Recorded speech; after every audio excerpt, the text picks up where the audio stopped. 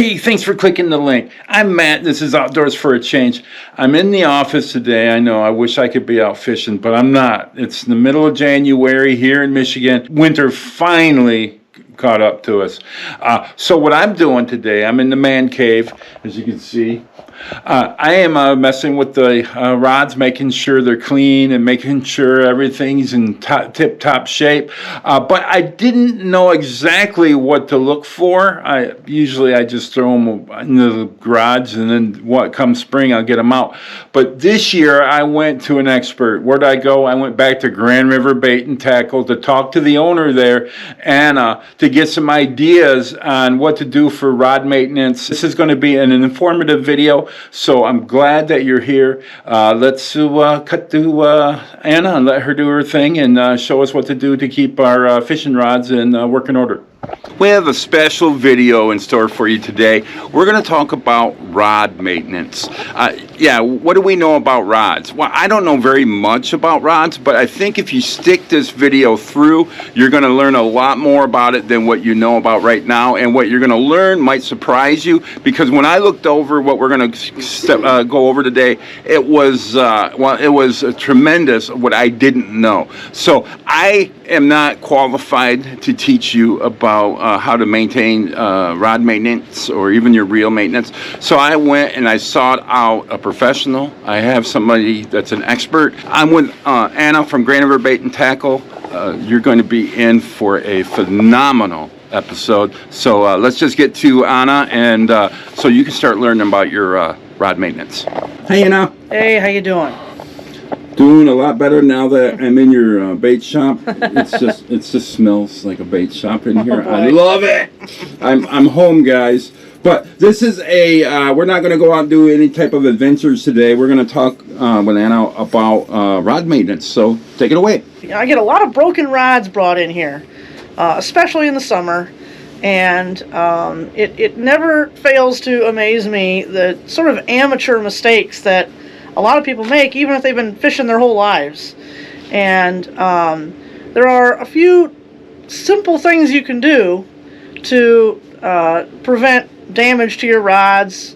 So I'm kind of just going to go through some of the amateur mistakes people make and what to do instead. And, hopefully some of these tips can save you some headaches in future. Probably the number one thing that I see people do wrong with their rods is when they're done fishing at the end of the day, they don't take the rods apart to transport them. They transport them. You know, most rods are going to be two-piece. There are a lot of one-piece rods out there. You know, you'll see a lot of the pro bass guys using one-piece casting rods. But most of the rods I see brought in here for repair are two or even three-piece rods. And people leave them all put together for transport. And that's one of the biggest mistakes you can make, because it makes them really vulnerable to getting, shut indoors, caught in car windows, crunched against walls or something like that. So what I always try to reiterate to people is, when you're done fishing at the end of the day, break your rod apart into two pieces. Now, there are ways that you can actually keep your rod rigged up if you really want to.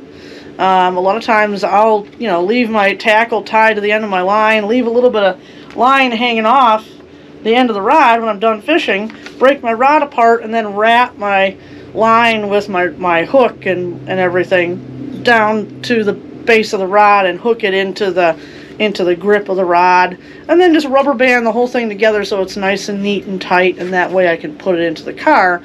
But really the best thing to do, and it sounds like a pain in the butt, but it saves you headaches in the end, is to actually cut your tackle off your line at the end of the day, put everything back into your tackle box, break your rod down for transport, tie everything together with rubber bands or hair ties, slide everything into your vehicle that way. A lot less broken rods that way, and it keeps everything nice and neat and compact. Just makes it easier to load up your vehicle at the end of the day. To segue from that, I watch a lot of people load up their vehicles with their rod tips hanging out a car window or hanging out the side of the boat on the boat trailer or something as they're going down the highway. And it scares the crud out of me, because so many rods are broken that way. So again, break down your rods when you're done fishing for the end of the day. Don't leave them hanging out windows or out the side of the boat or something. Make sure everything is nice and neat and compact and fully inside your vehicle. And when you do put them in the vehicle at the end of the day, I have found, and this may seem like total common sense, but some of the people I fish with don't follow this rule, and it makes me flinch every time I watch them do this. They throw their rods into the vehicle first and then throw all their other tackle in on top of them. Don't do this. Lean the rod up against the car, put all your other heavy stuff into the vehicle, put your rods on top. I know it sounds totally common sense and silly, but people don't do that, and they break their rods all the time because their tackle bags roll on top of things while they're driving. They have to slam on the brakes, something falls on the rod and splinters it. If you just load up your rods last, put them on top of everything else, much less chance of disaster in transport. As far as storage is concerned, when you get your rods home, try to, if at all possible, keep them horizontal. You know, put them up on pegs, or if you have a nice rod rack, put your rods in a rack, or anything that you can do to avoid a rod sitting in a corner, kind of bent. Again, if you break your rod into two pieces, it's a better way to store them because this doesn't happen. But if your rod leans up in a corner all put together and it stays bent for quite a while, you wind up with this kind of disaster. We have a customer's rod brought in for repair here that leaned up in a corner for a long time and developed this permanent bend in it. Now, in theory, it's possible to straighten this back out, but it would take just about as much time to straighten it out as it took to bend it, which is probably a couple, 3 months of trying to straighten it out and leave it straightened out. So I'm going to have to work pretty hard to get this thing back in the condition it should be. So try not to lean up a rod in a corner so that it remains bent for a long period of time. Another thing that I see a lot of people do that just boggles my mind is they'll continue to fish a rod with damaged guides. Even if they know that a guide is damaged, they'll continue to fish with the rod. And a damaged guide will chew the heck out of your line. It'll terribly abrade your line and drastically increases your chance of breaking off and losing fish. So if you notice that any of your guides are bent or the inserts are chipped or broken out, put the rod aside and either learn to repair it yourself or find someone who does rod repair who can replace that guide for you. And finally, a lot of people, even if they know better, will mismatch rods and reels. In other words, they'll put great big heavy reels on light rods because, oh, it was the only thing I had, or they'll put spinning reels on spin cast rods or spin cast reels on spinning rods or something to that effect.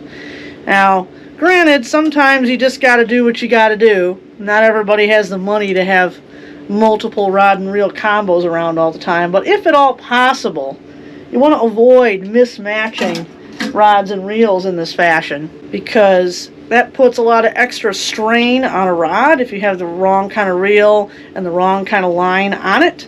And it just increases the chances that you're going to have damage to either your rod or your reel or both. So I would strongly advise against that. Now, earlier this year, I had a new rod that was only a couple months old that I picked up too high up on the rod, and it put pressure on it, and it snapped it, and it was a $180 rod. A grown man can cry over little stuff like that. That almost made me cry. I felt so stupid that I did that. If something just snaps like that, it's just, there's no repairing that, is there? Generally speaking, the further down the blank you go, the better the chances of a successful repair. That makes sense. Not impossible if it's up in here, but, you know, much more risky closer to the end of the rod. You mentioned at one point when we were talking before, hooking a lure or a hook onto a guide, and that you had been told that that's not a good idea because that would damage the guide. Right. And that's sort of kind of true, but I don't really worry too much about it on my rods. In fact, I do that a lot with my own rods. In my experience, having a hook hooked into the guide is not going to be enough normally to break the insert of a guide. Guide inserts break when they get knocked hard against a hard surface, a corner, furniture, or a wall, or a car, or something like that. That's what breaks guide inserts most of the time. Having a hook up in there, I suppose in theory it could if you're driving down the road and you hit a pothole and you got a great big bass lure hooked into one of your guides and it goes kabam! It might break the insert out. That makes sense. And if you are concerned about that, a lot of rods come with hook keepers down toward the butt of the rod that you can use instead. Or you could just hook the hook into the frame of a guide. On this one, there's the actual circular part of the guide, but then there's also the frame that supports that. It's perfectly okay to put your hook into that frame. Doesn't hurt a darn thing. That's my go-to. Right? That's my go-to. I do that a lot. In fact, I don't like using hook keepers on rods because they're usually down by the butt end of a rod.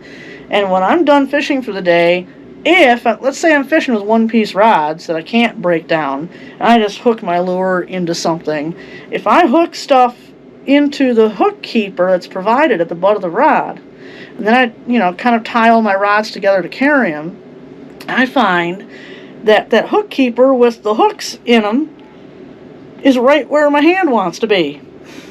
So I'm jabbing myself with the hooks as I'm trying to carry my rods. Yeah. I don't like that too much. No, and they might be treble hooks. Right. Big ones. I actually don't use hook keepers very much. I actually prefer to have my hooks or my lures kind of hooked into guides just a little bit further up the rod because that keeps it out of the way. Away from your hands. Of my hands. And that reminds me of another thing I wanted to mention as far as carrying rods around. I've heard a lot of fly fishermen say, if you're carrying a rod, have the tip out behind you because then it won't get hung up in anything in front of you. So I tried that because that's what all the experts have told me. Does not work well for me. I do a lot of bushwhacking back in brushy areas, lots of overhanging trees and stuff. And when I'm actually, walking down a trail in the woods carrying my rods, if they're two-piece rods, you guaranteed they're broken down until I get to the spot I'm going to fish. But let's say I've got a one-piece rod, or even my two-piece rods. I'm carrying everything tip forward. And the reason why is because I can see what's coming up and what could potentially get hung up in the tips of my rods. If the tips are sticking out behind me, it's out of sight, out of mind. I'm happily walking along, and all of a sudden, what the heck? Tip of my rod's hung up in a grapevine or something. Not cool. No. So I don't do what the fly fishermen say. I always carry my rods tip forward, and I'm conscious of all the viney, woody stuff that's around. And if I have to carefully weave a rod through stuff, I do that. I'm careful about my rod tips in that setting, but I don't carry them tip backwards. Does not work well for me. Don't set your rods down on the ground. Don't set them flat on the ground. Don't set them flat down in the hull of a boat, because guaranteed they're going to get stepped on. Especially if you're fishing with your buddies or if you're fishing with children. Stepped on rods constantly. I have made that mistake because I'm all excited. I just landed this great big fish and I just dump everything on the ground. And in the chaos of trying to unhook a great big fish that's flopping around on the ground, and my friend's trying to help me, and I've had some of my favorite rods almost wrecked from myself or whomever I'm fishing with, stumbling and almost stepping on a rod. So whenever possible, and again, sometimes it's just not doable, but whenever possible, you want to lean a rod up against a tree or a rock or even a backpack or something so that it's harder to just, oops, I stepped on it. And then the final thing, keep rubber bands and or hair ties in your pocket when you go fishing. Tie all your rods together, and even twist ties. Those work nice too. Come in real. I stuff my pockets with them every time I go fishing. Boy, do they come in handy. Good tip.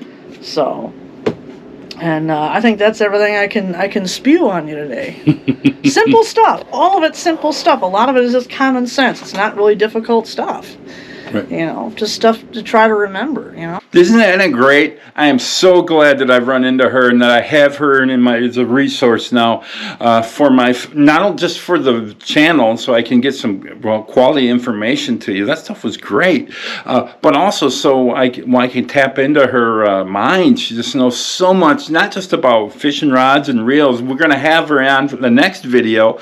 We're have her talking about reel maintenance and getting everything and what you need to know about that, tearing it down and oiling it up, greasing it up where it needs to be greased up, getting it back together so it's still in working order for the rest of the fishing year, because we're on the sunrise of a brand new season and we need to keep our stuff in tip-top working order. Otherwise, we're going to spend a lot of money replacing stuff that we could have saved, and if that's the case, that means it's taking money out of our pocket to go to new places to fish, or even going fishing at all. So we got to save the coin in fishing season, not for new rods and reels.